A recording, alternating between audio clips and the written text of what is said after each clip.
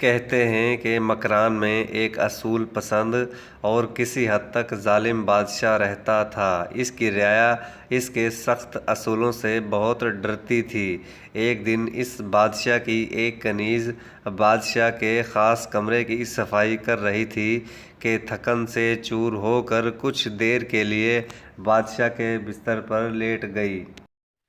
اسے پتہ ہی نہیں چلا کہ وہ کب نیند کی آغوش میں چلی گئی۔ دوپہر کو بادشاہ جب آرام کی غرض سے کمرے میں آیا تو کیا دیکھتا ہے کہ ایک کنیز اس کے خاص بستر پر الٹا لیٹی مزے سے سو رہی ہے۔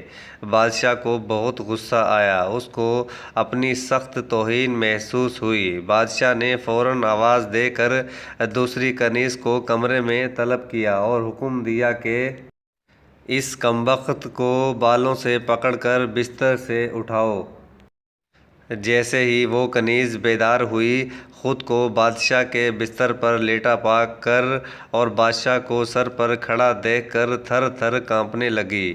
بادشاہ نے ملازموں کو حکم دیا کہ اس کو پکڑ کر باندھ دو اور اس کے جسم کے ہر حصے پر خوب کوڑے مارو۔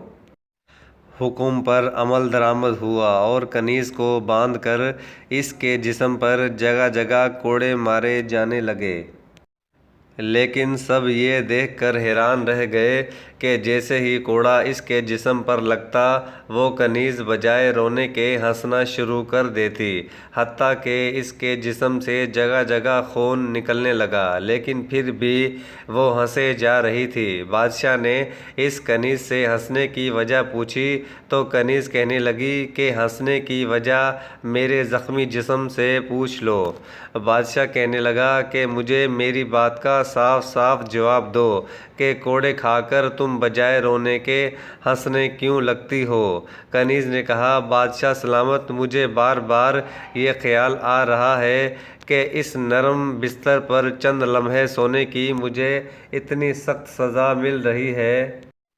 تو جو شخص ہر روز اس بستر پر سوتا ہے اس کے ساتھ کیا سلوک ہوگا؟ بس اسی بات پر بار بار مجھے ہنسی آ جاتی ہے۔ کنیز کی یہ بات سن کر بادشاہ اندر سے لرز گیا۔ اس بات نے اس کی کایا پلٹ کر رکھ دی۔ بعد میں یہ بادشاہ حضرت حمید الدین کے نام سے مشہور ہوئے اور ایک دنیا کو انہوں نے مشرف با اسلام کیا۔ ناظرین، اگر آپ کو ہماری ویڈیو پسند آئے تو ہمارے چینل کو سبسکرائب ضرور کریں۔ شکریہ۔